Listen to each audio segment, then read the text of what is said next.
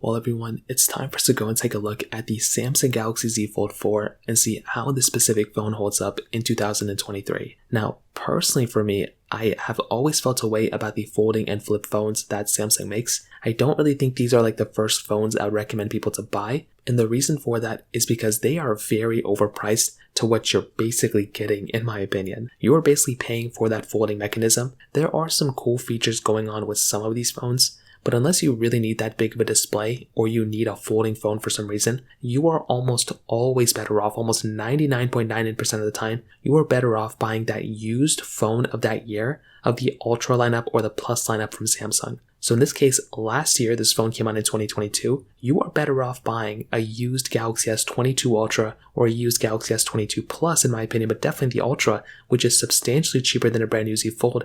When this phone came out in August, because the Samsung S22 Ultra came out in like February or March, you are much better off buying the Ultra phone of that year in the used market, saving a bunch of money rather than buying the brand new Fold of that year. So keep that in mind. If you really don't care about the folding or flipping thing, then it doesn't really matter. But if you do care about it, then definitely go for the Fold. I guess there's not really too much competition in America, so you might as well pick it up until the Pixel Fold comes out, which is happening very soon. Now, if you want to pick up some phones I would recommend buying, links will be down in the description. You can get them from there. You can help support the channel at the same time. Now, starting off with the outside of the Z Fold 4, we have a few different displays on this thing. So on the front, we have a cover display. It's a dynamic AMOLED display, 120Hz, 6.2 inches, and it's a pretty decent display. It's not anything I've looked at and been like, oh my goodness, this is a horrible display or anything. It's definitely not the, nicest looking panel. It's like 904 by 2316 massive resolution, for the other side. But it's what's expected. You do very basic things with it. If you want to, you can play games on it. You can literally do whatever you want to on this. It's just like any other phone. But the ratio, the aspect ratio of it is a little different. So it's not like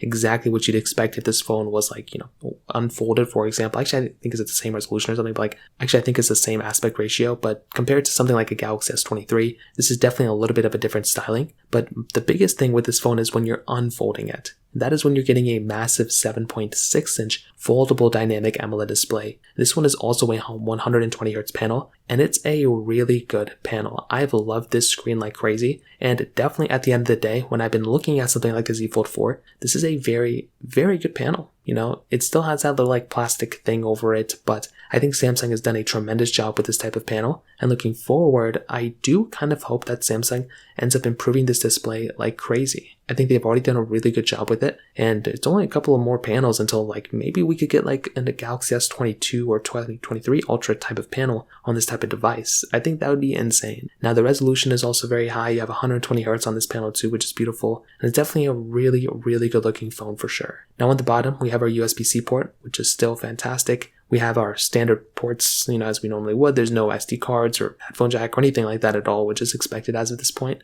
And on the back, we have our, the way you look at it, you have a frosted glass back on it, which I think looks very good as well. Like I mentioned, when you're getting a phone like the Z Fold 4, you're getting a very, very well-built phone. This is a premium feeling phone, and it still feels very premium. No matter what you're going to do with it years and years to come, it's going to be one of the most expensive phones you could probably buy. I would say it's like one of the more expensive phones available. It's like $1,800 right now, which is insane. So I think Samsung did a good job with this. It was kind of a decent, upgrade coming from the Z Fold 3, but I just don't think these types of phones are worth buying because they're just so expensive. Maybe when they get a little cheaper, maybe they're worth it too, but I don't know, they're just very, very expensive phones. Another cool thing going for the Z Fold 4 was that you were actually able to go ahead and get a stylus support on this thing, so you could use that S Pen if you wanted to. That was another cool advantage with this device. Not the biggest deal in the world, but still another cool thing that we kind of had the ability of doing here. So in terms of that kind of covers it up on the outside of this phone. Now, in terms of the camera setup, this phone on the back had a triple camera setup. So it was a 50 megapixel wide angle lens,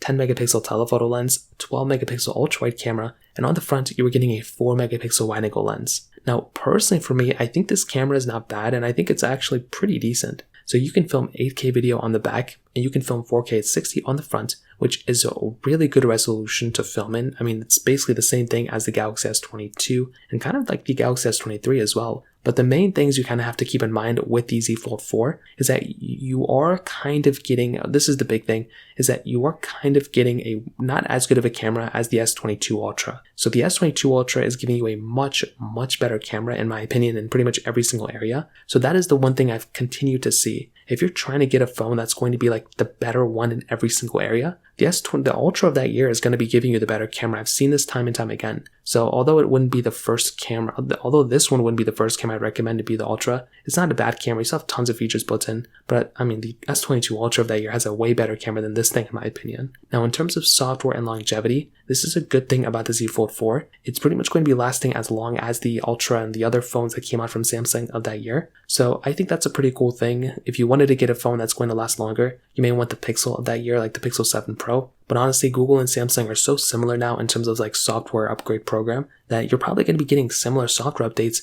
probably for the next few years. Like I don't think one is going to substantially outlast the other one like they used to do. I will say though, Pixels definitely will give you better updates like in terms of the days they come out. You have to wait a long time when a software update comes out for it to be available on a Z Fold. And that is just something that it's just so annoying. Even the flips take a little bit of time. I think the standard S22s and, the latest S series definitely get it first. And then it trickles down. But I do feel like with Samsung, with the Z Fold 4, they could probably do a little bit of a better job. But there's so many features built in with One UI. And this thing is pretty much no exception. Like it's a beautiful version of software. That's gotten better. It's definitely not perfect. Stock Android's better, but this one's definitely gotten, better over time. In terms of performance, this phone has that Qualcomm Snapdragon 8 Plus Gen 1 chipset with 12 gigabytes of RAM on each model that was available. Now, I definitely do think with this type of phone, you are getting a very decent performing device. That's something that just kind of happens. It's probably one of the fastest phones still. And the funny thing is, this is such a big phone that like you would think this thing is like a laptop and it can handle things that you throw at it like a laptop, like a PC almost. Now, it's definitely not a PC equivalent, but no matter what you're going to do with it, it's going to be perfectly fine. If you're trying to go,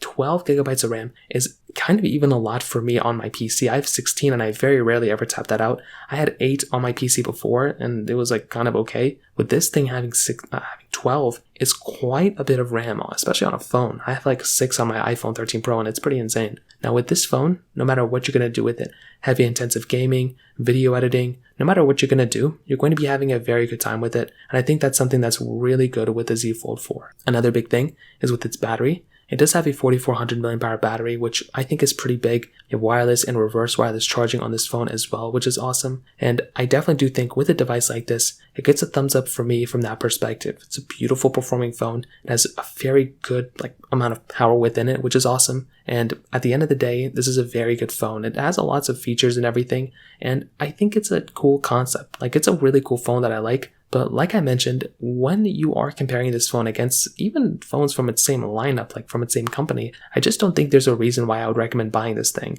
If you're in the market and you really want a folding phone to show off to people or something, then maybe I guess it kind of makes sense. But for the average person, I feel like the folding thing kind of goes away, the novelty of it goes away very quickly. And you are much better off buying a phone that is pretty much going to still kind of be either a S22 Ultra kind of esque type of phone, or even a Pixel 7 Pro. I think I'd rather have than this phone, to be honest. So take it as you will, but that's kind of how I see this device right now. If you have any other thoughts or questions, let me know in the comment section below. Hit the like button, that would mean so much, but definitely hit that subscribe button. More importantly than everything else, I love every single one of you guys. Hopefully I'll catch you guys in the next video. Peace out, so done.